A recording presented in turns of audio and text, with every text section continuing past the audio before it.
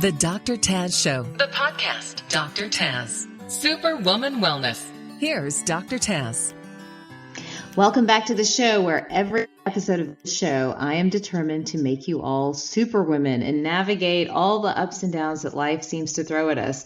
More appropriate than ever, I've got Dr. Jaime Kulaga joining me. Dr. Jaime is your go-to life coach who will hold you accountable and push you to succeed. She's the host of the Dr. Jaime Show and the author of the Superwoman's Guide to Super Fulfillment, which is published in over 10 countries and 4 continents. Dr. Jaime is a motivational speaker and the go-to keynote for companies, associations, and organizations. She's a frequent mental health expert and a coach on national TV and radio for her expertise in work-life balance. That sounds like something we could all use. Welcome to the show, Dr. Jaime. Thank you so much for having me. I'm excited to be here today. I was joking with you before we started, this idea of being superwoman and needing a guide and needing help. I love how you've titled your book, which is actually the Superwoman's Guide to Super Fulfillment. Talk to us about what brought you into this field and why you felt like this was a need to help women understand how to be superwomen, how to get super fulfilled. Where did this all come from for you? Yeah, so it started very early on. So actually my parents, they got divorced right before I was a teenager, and it was one of those kind of crazy divorces. And when my dad left, it sort of shook my foundation of what a man was, what God was, and what a family was. I thought that if you're married, maybe it was naive at the time. Looking back, I know it was, but I just thought you make it work. You figure it out. And my mom, Dr. Taz, had no experience, no work experience, and no education. And I knew at that point I had to get educated, and I knew I had to gain experience. So I spent my life trying to gain experience and get education. And along that way, people would say to me, "You're so inspirational and you're so motivational." And I had like this weird like willpower in me that just kept me going. And I started realizing as I was coaching women, they didn't have balance, or they were missing education, or they were not experienced, or they were giving all their lives to their children and nothing to themselves. And then it was at that point that I said, I think there's a need. And I sort of tried to fill the gap at that point. So, of course, that's like 20-something years in a 30-second pitch right there. So there was a lot more to it. But essentially, that's where it started. That's amazing. And I have to share as well, I've had a very similar experience where, went through a traumatic divorce with my parents. Like literally I was probably the mediator, and just watching what my mom went through, watching what the other women around her went through, watching kind of how it affected all of us. Like I had to build a toolbox. I had to get my shit together. You know what I mean? To be able to really pull us forward, not just me, pull all of us forward. So I can completely relate. I'm curious, how old were you when all that happened? So I was about 12 and my sister was 9. So that's when it started. And, I don't know, it just shook my world. And I think even more so than shaking my world, it shook, like by the time you're 12, all of your values and your morals, a lot of them are instilled in you, right? Around, they say like kindergarten, so I was so set on God is great and marriage is great and fathers are wonderful. And so when he left, it shook that very foundation of what I thought was truth. Probably 2 years ago, I also found out Santa wasn't real. So I'm thinking like, man, life is really messed up here. The world is coming to an end. Oh my gosh. It's the end. So, oh my gosh. It was a rough few years for me between Santa and Dad. So, yeah. Wow. Well, I know so many people out there today can relate to this. I think they go through similar struggles and stories, maybe with different details. But again, that feeling of having the rug pulled out under from you and trying to understand how to rebuild. And I've done so much work, as I know you've had too. But my husband and I were actually just talking about this over the long weekend. I was just telling him it's toned down. That noise of the rug's going to be pulled out from under me has definitely toned down. It's so quiet. It used to be so loud for so long. but it's still there, and I'm significantly older. All of that happened to me 20, 25 years ago. So it is a work and it is a responsibility is the way I see it, which leads me right to your work and how you help women who maybe have been through something like what we've talked about, or it might be a different scenario. How do you help them push past that, really work towards happiness, fulfillment, redefining themselves, understanding the lessons and just moving forward? What should we be doing? Well, first, I challenge everyone to sort of look at the different areas of your life and set goals in each area. It doesn't mean you have to jump on 9 or 10 goals right now today, but you need like a broad aerial view of your life. Because as women, sometimes we get super fixated in one area. So maybe there's women out there that aren't married and don't have children, so they're overly focused in work. And then there's moms that are just so focused in their children, absorbed in their. It's never really good just to absorb your whole life into one thing. You can be focused at the time on one thing, but not just your whole life fixated on one thing, because when that one thing is taken from you, it's almost like it robs your identity too. So sort of looking at all the areas of your life, physical, emotional, professional, financial, spiritual, leisure, social, like look at everything. What do you want with all these areas of life? Because you can have the best in every sector of your life. You can have a little bit from everything. So to sort of look at that aerial perspective, and then also like ridding of toxic people, I say. Sometimes we hold on to toxic people because, I don't know, we just want to be people pleasers. And so, yes, we'll do that for you. And yes, we'll do that for you. And then there's people that plant seeds of self-doubt, and there's people that minimize our confidence. And there's best friends that have done nasty things to us, but just because we've been best friends with them since kindergarten, we don't let go of them. So really like do an evaluation of your life. And I would say one of the most important things, if you want instant happiness, like overnight happiness, rid of some of the toxic people in your life, because they are just so draining. So I would probably say kind of those two things are a great start for you to begin your journey toward more happiness and health, quite frankly. So taking that aerial view, taking like the long view, not just being super hyper focused on one particular thing. I know I agree with you. So many women today do just that. And it's funny, it's even women that don't have children. I feel like we treat everything. I have children, by the way, but I've just observed that as women, we treat everything like our child, whether it's our career or whether it's a spouse or whether it's, everything is something that we got to fix and take care of and nurture, and so it's a constant, I think, a little bit of recognizing that we have that energy in us and really trying to control it and contain it to a certain extent. So taking that aerial view, getting rid of toxic bull, maybe one more tip that you would tell everyone out there to really help them on this journey to fulfillment and happiness? Yeah, I would probably say there's a couple things. Definitely worry when it's time to worry is one of them. As women, I think we worry, we like ham up these scenarios, we create them in our mind, and then we ruminate on them and we dwell on them. And one of the worst things that you can do is like worry, push that energy out into the universe. And then one of two things happens. Either you push such energy out into the universe about this worry that it ends up coming true. What wouldn't have come true is now coming true because you've made it come true. And the mind has a great way of giving you what you keep pushing out there.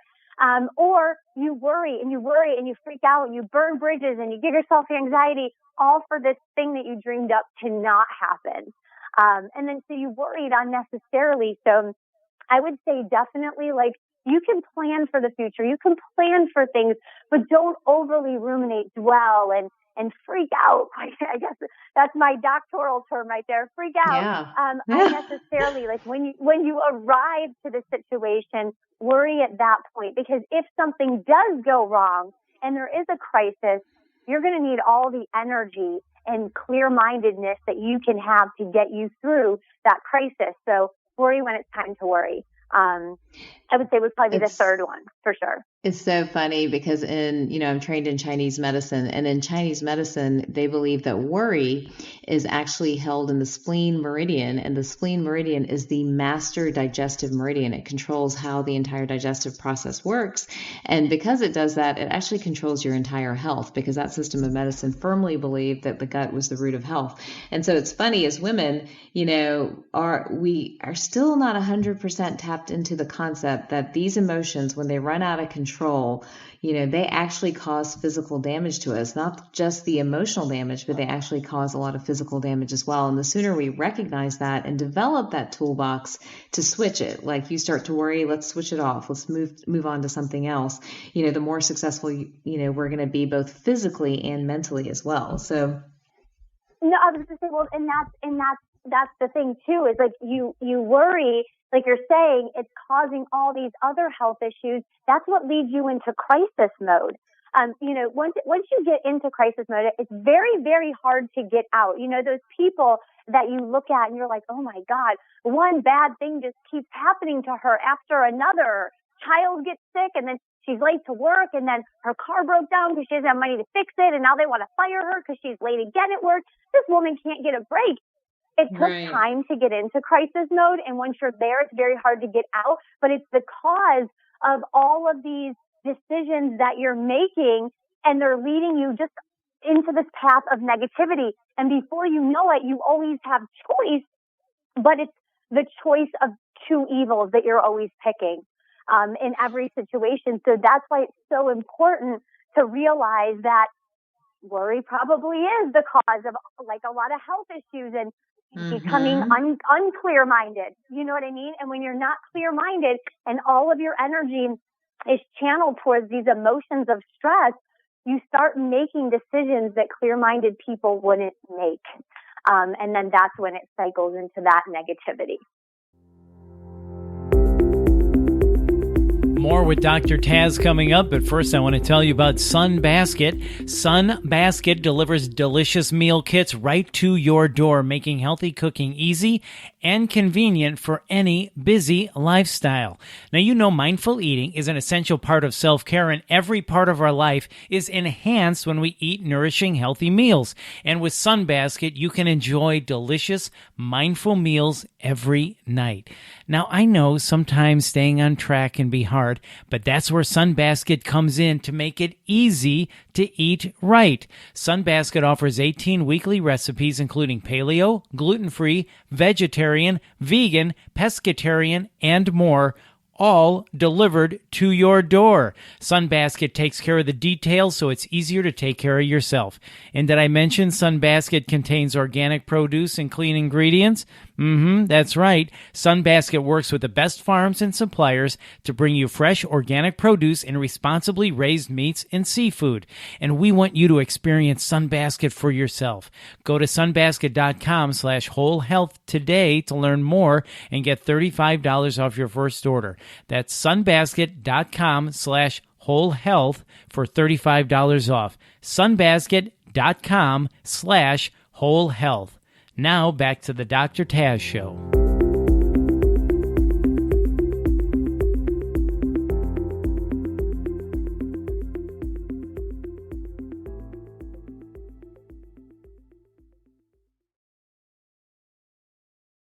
One other thing that you bring up that I also want to call attention to for all you superwomen out there, I hope you're paying attention. Perfectionism. What is this, and why does this ruin us? Talk to us about where this is coming from.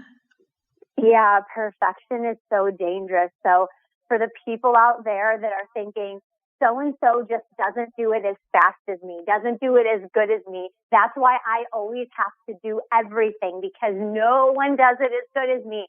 Listen up, because we are talking to you during this part of the segment. Yes. Right? Yeah. So one of the worst things that you can do is be a perfectionist, because you hoard all of these little to-dos on your plate because no one's as good enough as you to do them. And so your plate is always full with a bunch of little things. So you never have the opportunity to put something bigger on your plate that could level you up, get you a promotion, level you up in life, bring you more happiness, because you're so bogged down with all these little to-dos on your plate. So what I challenge you to do is delegate some of these things out to other people. You might have to train people. You might have to explain to people initially up front what to do, but get those things off your plate so that you can do other things that you want to do. And another danger of perfectionism too is that these people tend to burn bridges with people. So you might be looking in your life right now saying, I have no support people to delegate this stuff out to. That's probably because you burned the bridges and burned the lines of support, because when people did want to help you, you let them know how awful of a job they did. So they don't want to help you anymore. And that probably holds true for relationships too, is having that overly perfectionist mentality in your relationship is actually repelling. I think it actually repels people and pushes them away. Would you not agree? I absolutely agree with that. Because like I think about, and I've made these mistakes before. I think I actually wrote about this in my book. It's like, for example, my husband, he always wants to help. But if I'm always beating him up, let's say he's like, Jamie, I know you got work going on. You got a call. Don't freak out. You know what? It's just eggs. I'll go to the store and get the eggs. Don't worry, babe. And then he goes and he brings them back and I open the eggs and 2 of them are broke. If I beat him up and say, didn't you open the carton and look to make sure that none of the eggs are broken? He's not going to do that because he gets a beat down every time he helps me out. So kind of definitely pick your battles with those things and be easy on people that want to help you, because when you're in crisis mode, you're going to need to call on them. That is so important. And that's definitely a lesson I've had to learn. I can't be the person I am and do all the things I do without so much support and help, that you have to manage that inner critic of everyone around you. Otherwise, no one's going to help you out in the long run. I love this one too. You share that the best revenge is turning your anger into something that you love to do. How do you do that? How did you do that? How do you make that happen?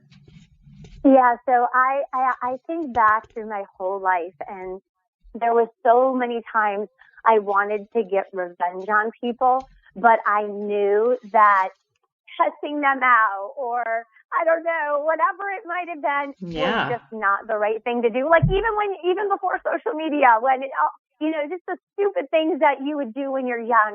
And I would think, like, how can I take all of that energy? Because being angry with someone and wanting revenge is such a powerful feeling. People say love is the strongest emotion, and sometimes I want to challenge that and say that I think anger is the strongest emotion. I think when you have someone at the most angry, raging point in their life, they will do things like, we have people that shoot up schools and people that kill other people. Like, that is pretty damn strong to me. So I would say, take all of that energy, because it's so powerful inside of you, and channel it toward something that you want to do to make your life better. And you will do that so good, so well, that you will just push forward. I remember Dr. Taz in college. It was my first boyfriend. It was actually my boyfriend before my husband. We had dated a couple years, and it was probably like my first breakup. And I was so sick to my stomach, but there was nothing I can do. It was out of my control. I just remember being mad, and I said, you know what? I am going to push to get my degree even quicker. And I did a full year of school over the summer. I took like 18 credit hours in 2 months over the summer. And I was in school from like 7 a.m. I know, it was terrible. But I got a whole, like, however many credits done, and I was done with my bachelor's in 3 years. I'm saying that to tell people that emotion can be so strong that you could do a whole year of school in a summer. That's how much it can propel you forward.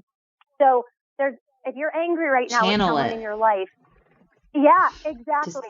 Find something to channel that anger into, and you will thrive in it. I love that. What do you think blocks women from being super fulfilled? Is it some of these things like perfectionism, worry, revenge? Are these the traps? Are these the sort of superwoman traps almost, so to speak? What do you think the biggest traps are for us? I think those are definitely traps. My take on it is the biggest trap is sometimes our inability to say no. We're people pleasers by nature. When you ask me to do something, I'm going to say, yes, of course. And then I walk away with more responsibility. And now all my priorities have shifted. My goals might have to change. I'm run down. I'm doing something for you that I don't even want to do. I'm disappointed in myself. I'm taking away time from my family. And then that's the trap. See, when you say no, the payoff is in the end. When you walk away with less responsibility and your ability to keep focusing on your goals and your dreams. So I would say, the biggest trap is definitely being a people pleaser and saying yes to things that we should be saying no to. I love that. And I would almost encourage all women out there too to think of yourself as your own business. Would you go into debt over and over again every single day? I don't think so. I mean, I would say like create almost like a energy plan, just like you would a plan to make sure you're not in the negative, for the majority of your days, and I think as women, like we just don't think about ourselves like that. And it's so important. And it really, from just a health standpoint, I see it really undermine health in a very physical sense, not just the emotional sense. And then it upsets what you're meant to do. It prevents you from being a superwoman. What about social media? I think this is a tough one. In fact, just recently I saw a headline, I think it was this morning actually, where France has banned social media use for children. And I would say I was reading it and thinking like, you know what, it's just as addictive for adults as it is for children. I think we're on there all the time comparing and sometimes getting some anxiety when we feel like we're not invited to certain things or we don't look as good as everyone does in their highlight reel. What do you think the impact of social media is on sort of this idea of fulfillment? Yeah, I think it definitely hinders us because we're comparing all of our life to this one clip of someone's, again, that's what I call it too, the highlight reel. Highlight reel, so yeah. This one, you see this one clip of someone and you compare your whole life to this picture. And oftentimes if you see like a photo of a woman or something, she's probably taken 75 selfies just to get that one up there. Mm-hmm. So, or you see people that, they're in Hawaii and their kids look great and everything's beautiful. But little do you know that, the family's on the verge of a divorce. The kids were puking on the plane ride. They had 4 delays just to get to Hawaii. You don't see all of that. But there's everyone has your life. Everyone has my life. We all have sufferings and we all have trials and tribulations and all of our babies scream when they're first born. And, it's just like we all share in that, but somehow the mind gets tricked by comparing an entire life just to these highlight reels. And we often, what I really want people to be cautious with too, is changing your dreams and goals and pivoting and getting off course based on what you see. So let's say that one of your listeners starts following me. And they're like, oh my God, Dr. Jaime, she's so successful. She wrote this book. She has this podcast. I'm going to get my master's in business. Maybe this isn't the right thing. I'm going to start a podcast and start writing a book. Listen, don't do it. Whoever's listening, keep your course because you will be successful on your course. You know what is right for you and your family. Don't jump on the podcast because it's the new fad, or don't start writing a book because you think that's why I'm successful. There's a lot of other things that go into it. And there's a lot of other reasons why this is good for my life and might not be good for your life. So I see that mistake a lot with people is that they just kind of look at this highlight reel and then find someone and then whatever they're doing, that's what I should do so that I can make more money or I can be happy in Hawaii. But again, you're just capturing a moment and not an entire life. That's so true. I remember we all have a given purpose, a given responsibility. It's our job to find it and to express it out there in the world. I want to bring this all back together because for anyone out there listening, I know firsthand, and I know it from listening to you, how much multitasking, juggling, being a superwoman, the price of that can be so rewarding, but also can be also very negative if you're not managing it well. So really understanding work-life balance. I love some of the tips Dr. Jaime has given us today. Just to review them in case you didn't catch them and you're joining us sort of mid-show here. Remember that some of this includes taking an aerial view, looking at the big picture, not just focusing on one particular thing. Because when that one thing goes away, then you're left without an identity. And Dr. Jaime and I have both watched this firsthand personally with the women in our lives, and it's been heartbreaking. I think learning to say no, that's a big one for all women, creating that financial plan for you, but maybe thinking of it more as an energy plan. Where's your debt going? Are you negative most of the time? I think that also understanding that worry and perfectionism are big traps for us. Those are some of what I've gotten from you, Dr. Jaime. Are there any other things that you'd really want to leave all these women out there who are just trying to do their thing? Is there any other thing that you would leave them with? I would say I challenge each of you after listening to this show to make a list of all of the life roles that you play, everything, not just, spouse, mother, and worker, but maybe you're a student, maybe you're a chauffeur, maybe you're the PTA mom, the dog walker, the family CPA. List out everything that you do. And I want you to select the top 5 life roles. One of must be you on the list. And start focusing your attention and giving quality time to those top 5 life roles. And when things come in from the outside world that would take you off track of those top 5 life roles, I challenge you to say no or to defer the activity to somebody else. Because the more you can keep those top 5 life roles tight and fulfilled, and that includes you too, the happier and more balanced you will be in life.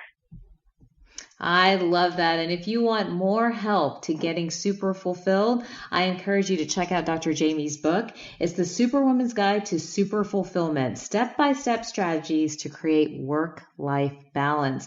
Dr. Jaime, if they want to connect with you more, what's the best way to find you? Absolutely. I recently joined Instagram, so now I'm completely overwhelmed with social media. Welcome to social media. More. Oh my gosh. On every platform known to man. And of course, please jump on my podcast, The Dr. Jaime Show. You can find out some awesome tips just like Dr. Taz has for you. Fantastic. Well, thank you so much for joining me today, Dr. Jaime. For all you superwomen out there, remember, every day is your opportunity to rewrite your story, to find yourself, and accomplish your mission. Go forth and conquer. Thank you for joining, and we'll see you next time.